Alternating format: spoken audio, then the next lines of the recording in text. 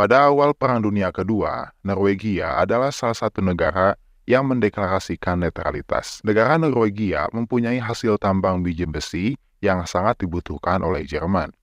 Karena 85% industri senjata Jerman dibuat dari biji besi dari Norwegia. Pada April tahun 1940, Angkatan Laut Inggris yang merupakan rivalnya ternyata melakukan penambangan.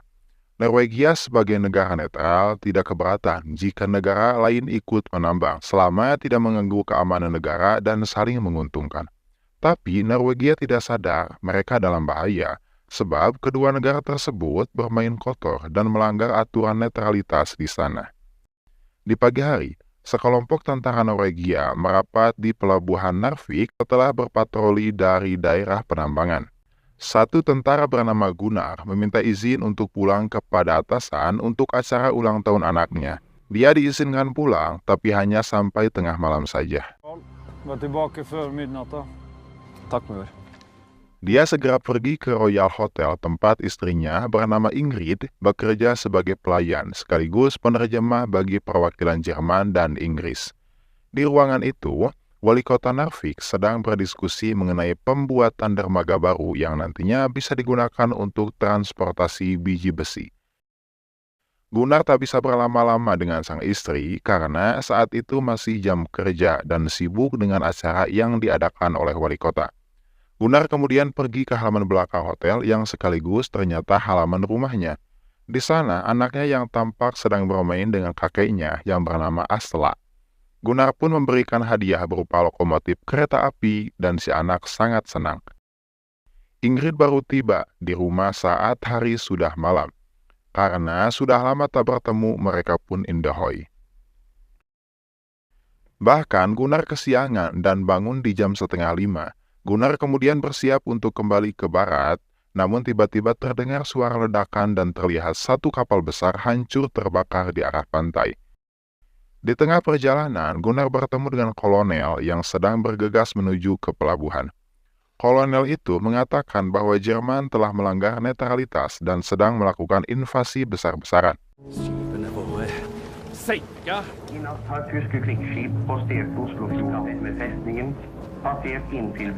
Semua teman Gunnar ternyata sudah berkumpul di pelabuhan dan berusaha menahan pasukan Jerman yang tiba di sana. Sayangnya, Jerman sudah mengepung Narvik dari semua sisi, mengakibatkan pasukan Norwegia tidak bisa berbuat apa-apa lagi. Pada akhirnya, kolonel pun terpaksa memberikan senjatanya sebagai tanda menyerah.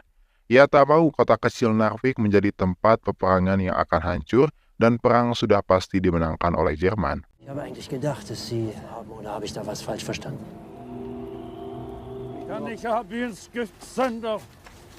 Tanpa perlawanan apapun, akhirnya tentara Norwegia diperintahkan mundur menuju ke barat. Beberapa prajurit ada yang memilih untuk melarikan diri dan melepaskan atribut militernya. Karena mereka tahu setelah menyerah kepada Jerman, tak pernah ada yang selamat. Sisa prajurit yang masih bertahan dibawa oleh mayor untuk berbaris melewati jalur kereta api. Mereka tak mau menyerah seperti kolonel dan ia merencanakan perlawanan dengan caranya sendiri. Mereka sempat dihadang oleh pasukan Nazi yang melarang mereka meninggalkan kota. Namun mayor tak peduli dan tetap memerintahkan seluruh tentaranya untuk terus berjalan. Sie müssen umkehren und zur Kaserne zurückgehen. Sementara itu, Ingrid belum tahu kondisi yang sedang terjadi di luar sana, dan dia pergi bekerja seperti biasa. Ketika masuk lewat belakang, tiba-tiba salah satu perwakilan dari Inggris meminta izin untuk bersembunyi di dapur, dikarenakan Jerman sedang melakukan penggeledahan. Ketika Ingrid sampai di lobi, ternyata sudah banyak tentara Jerman yang memaksa seluruh karyawan hotel untuk menyerahkan kunci kamar nomor 503. Di mana itu adalah kamar perwakilan dari Inggris. Ingrid kemudian diminta menjadi penerjemah dan memberikan kunci hotel yang diminta. Perwakilan Jerman itu tidak hanya meminta kunci kamar saja, tetapi juga memesan seluruh kamar hotel dan menawarkan kompensasi bagi tamu yang terpaksa keluar. Wir würden gerne alle Zimmer übernehmen. Und die Gäste, die ausziehen müssen, werden selbstverständlich entschädigt. Setelah lolos dari penggeledahan, perwakilan Inggris mengucapkan terima kasih sekaligus meminta tolong sekali lagi supaya diizinkan bersembunyi di rumah Ingrid. Jelas saja, Ingrid menolak karena tentu saja itu sangat beresiko, dan Ingrid tak mau jika harus membahayakan keluarganya. Sebagai gantinya, Ingrid menawarkan pondok di dekat gunung, dan mereka berdua akan diantarkan ke sana. Setelah membantu kedua perwakilan Inggris itu, Ingrid pulang ke rumahnya dan melihat mertua dan anaknya sedang bersiap untuk pergi dari Narvik.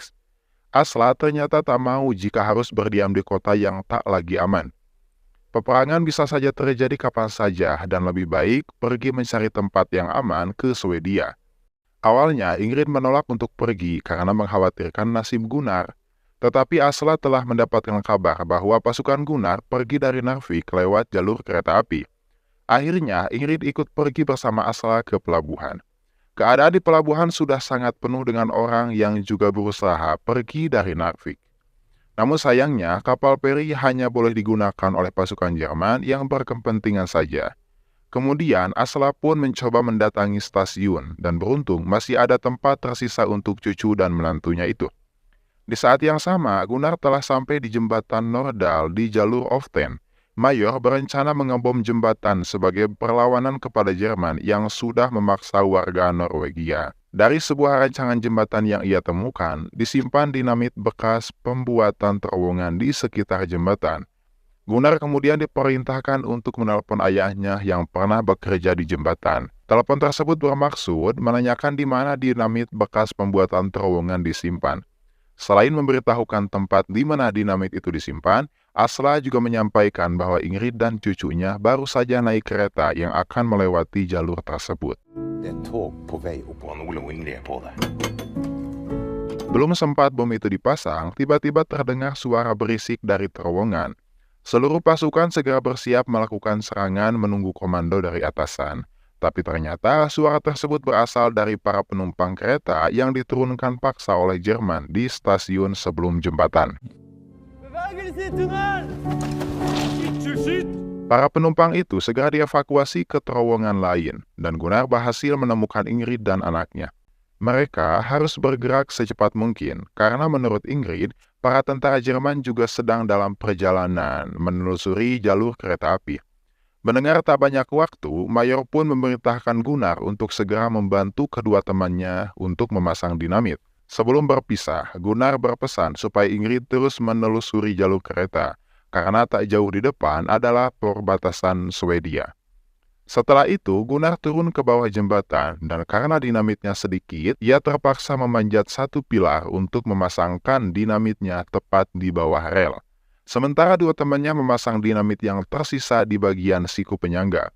Namun tanpa diduga, tentara Jerman sudah datang dan langsung menyerang dari ujung jembatan. Dua kubu pun saling menembak, sementara di bawah jembatan, Gunnar dan temannya berusaha secepat mungkin untuk bisa memasangkan dinamit. Karena kalah persenjataan dan pasukan Jerman memaksa maju, Mayor pun meminta proses peledakan segera dimulai. Sumbu dinamit terpaksa dinyalakan, namun sialnya Gunnar belum turun karena dia berada tepat di bawah tentara Jerman yang sedang berlarian. Gunnar terlalu lama menunggu hingga sumbu yang ada di dekatnya itu menyala. Sudah tidak ada pilihan lain dan akhirnya Gunnar pun memilih untuk langsung melompat dari ketinggian.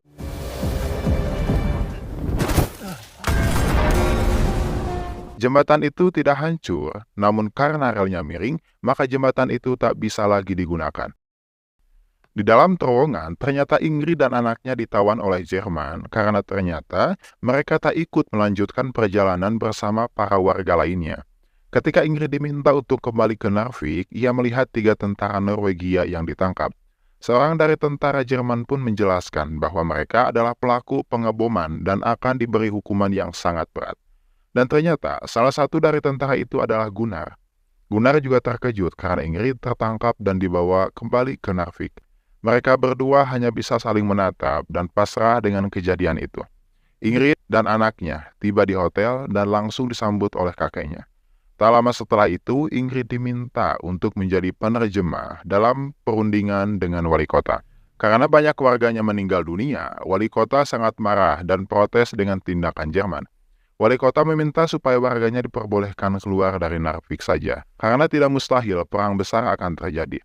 Setelah dirasa sepakat, wali kota pun meninggalkan ruangan itu. Byen er full av sivile. Hvis du nekter oss å evakuere Neutralitet ist gekränkt! Du kan si at jeg har Setelah wali kota pergi, Ingrid diminta untuk standby menjadi penerjemah. Tentu saja Ingrid sangat bersedia, karena itu adalah salah satu tugasnya selain menjadi pelayan hotel. Walau begitu, Ingrid meminta bantuan untuk menyelamatkan Gunnar yang tertangkap karena membantu pengeboman. Namun dia sedikit ragu, sebab yang dilakukan Gunnar adalah tindakan yang fatal dan bisa dihukum berat. Namun karena Ingrid sudah membantu pihak Jerman, maka dia akan berusaha dengan berbicara kepada jenderal. Ich werde mich bei General Dietl erkundigen. Danke. Keesokan harinya, sebelum jam kerja, Björn mendatangi rumah Ingrid dan memberikan rokok titipan perwakilan Inggris dan meminta Ingrid menyerahkannya. Björn merasa tugasnya hanya sampai mengantar mereka ke pondok dan tak mau terlibat terlalu jauh. Karena merasa kasihan, akhirnya Ingrid pun mau dan pergi secara diam-diam. Sesampainya di pondok, Ingrid malah dimintai tolong untuk mencari tahu soal artileri Jerman yang berada di kota. Ia yakin pasukan Angkatan Laut Inggris bisa mengalahkan Jerman di laut. Tetapi mereka harus mengetahui kelemahan Jerman di area kota, supaya bisa memasuki Narvik. Ternyata Jos mendengar kabar dari Björn kalau Ingrid menjadi penerjemah. Oleh karena itulah, Ingrid pasti bisa mudah mendapatkan informasi itu. Jika Ingrid bersedia membantu, maka akan dianggap sebagai pendukung Jerman dan tak bisa menjamin nasibnya jika Inggris sampai di Narvik. I guess I don't have a choice. You put yourself in a precarious position. Keesokan harinya, Ingrid melihat Angkatan Laut Inggris mulai memasuki perairan Narvik dan menghancurkan satu kapal besar milik Jerman. Melihat itu, Ingrid segera pulang ke rumahnya dan mengajak semua keluarganya untuk berlindung di basement. Selama seharian penuh, mereka berlindung dan hanya bisa mendengar beberapa teriakan dari tentara Jerman. Tanpa tahu apa yang sedang terjadi di luar sana, mereka baru bisa keluar saat gelap dan pulang ke rumahnya masing-masing. Namun Ingrid langsung kembali ke hotel. Akibat dari serangan, banyak tentara Jerman yang terluka dan harus segera diobati. Karena saat itu si dokter tak sanggup, akhirnya mereka yang terluka parah dibawa ke rumah sakit militer. Sebelum pergi, Ingrid sempat menanyakan kabar suaminya, namun ternyata hal itu belum sempat dibicarakan dengan jenderal. Kesempatan ini pun dimanfaatkan Ingrid untuk masuk ke dalam kamar jenderal dan menggeledah seluruh lemari yang ada di sana. Tak perlu waktu yang lama, Ingrid berhasil menemukan peta Narvik lengkap dengan posisi artileri Jerman. Kemudian Ingrid menyalinnya dan langsung diantarkan malam itu juga. Peta yang Ingrid bawa memiliki informasi yang sangat lengkap mengenai pertahanan Jerman di semua sudut kota Narvik. Bahkan ada juga posisi pos pertahanan Jerman yang salah satunya berada persis di depan hotel tempat Ingrid bekerja. George sangat senang dan berterima kasih kepada Ingrid karena sudah memberikan informasi yang bisa mempermudah Inggris memasuki kota dan melumpuhkan semua pertahanan Jerman tentunya. Serangan akan dimulai setelah informasi dikirimkan ke Angkatan Laut Inggris, dan Ingrid tak sadar bahwa salah satu target serangan adalah pos penjagaan yang berada di dekat rumahnya. Ketika Ingrid tiba di rumahnya, tiba-tiba terjadi 2 kali ledakan besar dan membuatnya terpental jauh.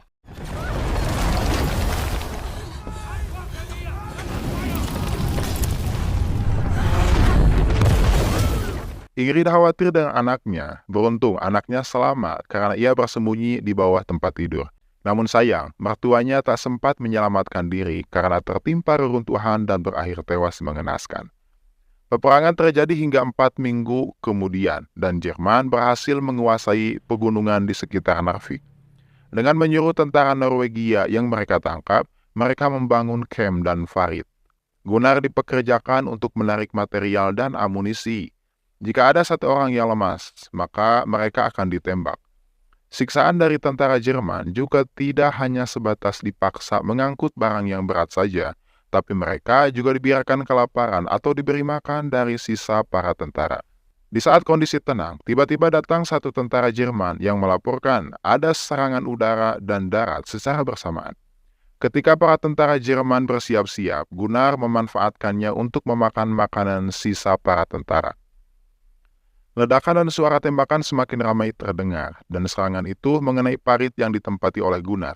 Keadaan itu dimanfaatkan juga oleh Gunnar untuk berontak dan melawan. Untunglah Gunnar dan teman-temannya dibantu oleh tentara Perancis yang datang di waktu yang tepat. Dan setelah itu, Gunnar bergabung. Setelah kondisi di area parit aman, Gunnar bertemu kembali dengan Mayor. Gunnar sempat meminta pulang ke Narvik karena khawatir terhadap keluarganya. Namun si Mayor tak mengizinkan selama perang belum selesai. Ia memerintahkan Gunnar untuk kembali membantu sampai lokasi itu berhasil dikuasai. Seminggu kemudian, keadaan Narvik semakin menyedihkan karena banyak keluarga terjebak di antara perang Inggris dan Jerman. Mereka tak bisa berbuat apa-apa selain bersembunyi di dalam terowongan bekas tambang yang disediakan oleh pemerintah. Di dalam sana, Ingrid tampak sedang mengobati luka di badan anaknya yang ternyata itu dikarenakan ledakan tempo hari. Dan Ingrid hanya bisa mengobati anaknya dengan peralatan seadanya. Suatu malam, anaknya mendadak demam tinggi dan setelah dicek ternyata akibat infeksi dari luka di badannya. Sebagai seorang ibu, Ingrid memberanikan diri untuk keluar dari terowongan. Ingrid kemudian berlari di tengah-tengah peperangan dengan harapan anaknya bisa segera ditangani oleh dokter. Sesampainya di hotel, sayangnya Pris tidak bisa membantu, sebab seluruh dokter Jerman sedang difokuskan untuk mengobati para tentara yang terluka. Meski Ingrid memohon, tetap saja Fries tak bisa membantu. Akhirnya karena sudah tak ada cara yang lain, Ingrid pun mengatakan bahwa selama ini perwakilan Inggris yang Pris cari bersembunyi di hutan. Ich weiß, wo die Engländer sind. Pris memang menuduh wali kota bersekongkol dengan perwakilan Inggris. Fries sudah curiga ada seseorang yang membantu Inggris sehingga mereka bisa tahu letak pos penjagaan. Sebagai imbalannya, Fries langsung memanggil dokter untuk menangani anaknya Ingrid. Dan ternyata, anaknya Ingrid mengalami infeksi. Di saat yang sama, Björn datang ke hotel dan mengatakan Jerman menemukan perwakilan Inggris. Ingrid tidak mengatakan apapun, tetapi Björn mencurigainya sebab anaknya mendapatkan penanganan dokter. 2 minggu kemudian, Norwegia dan sekutu bersiap menyerang pertahanan Jerman yang ada di bagian gunung barat. Misi mereka adalah melumpuhkan meriam tank yang ada di gua paling atas. Pasukan Perancis akan memimpin penyerangan. Lalu setelah senapan mesin berhasil dilumpuhkan, pasukan Norwegia akan maju mengatasi tank yang berada di gua. Peperangan pun terjadi di tempat terbuka dan pasukan Jerman lebih diuntungkan sebab posisinya berada di atas.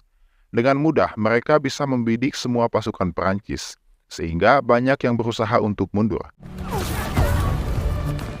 Melihat tentaranya mundur, Mayor mengancam dengan pistolnya dan akan membunuh semuanya jika mereka mundur. Dengan terpaksa, tentara Norwegia pun kembali maju. Gunnar ingat bahwa ada jalur lain yang dapat digunakan menuju gua tempat Miriam disimpan. Dan jalur tersebut kemungkinan besar aman untuk dilalui. Gunnar mengajak 2 rekannya untuk pergi melewati jalur tersebut. Beruntung, mereka bertiga berhasil menyerang 2 tentara Nazi dari belakang dan memasuki gua dengan aman.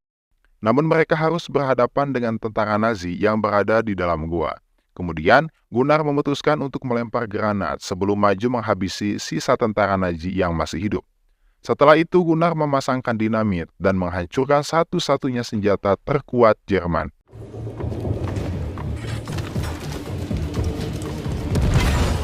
Gunung itu pun berhasil diambil alih dan bendera Norwegia bisa dikibarkan di puncak.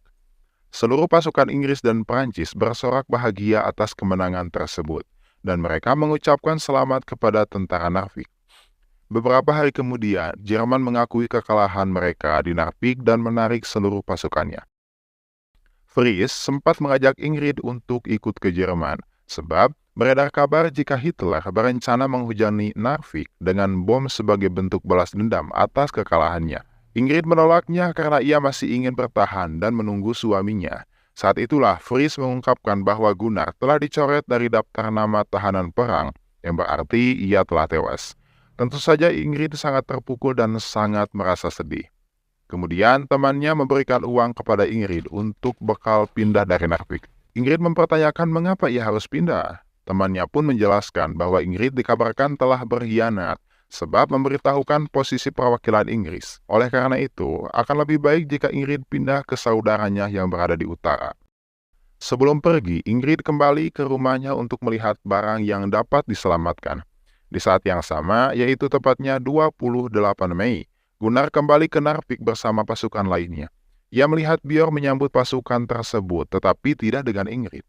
Gunnar pun menanyakan keberadaan istrinya, tetapi beliau hanya menjawab bahwa ia tak tahu dan tak mau berurusan dengan orang yang membela Jerman. Gunnar pun bingung dengan ucapan tersebut dan langsung pulang ke rumahnya.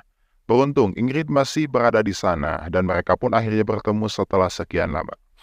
Ingrid sangat senang, namun Gunnar masih bingung dengan perkataan Björn bahwa Ingrid adalah seorang pembelot. Karena terus memaksa, Ingrid pun terpaksa menceritakan semuanya, mulai dari anaknya yang terluka, hingga ia meminta bantuan Nazi untuk mengobati anaknya, dengan membocorkan persembunyian perwakilan Inggris. Gunnar kaget karena peperangan itu bisa menang karena bantuan dari Inggris, sementara istrinya malah membela pihak musuh.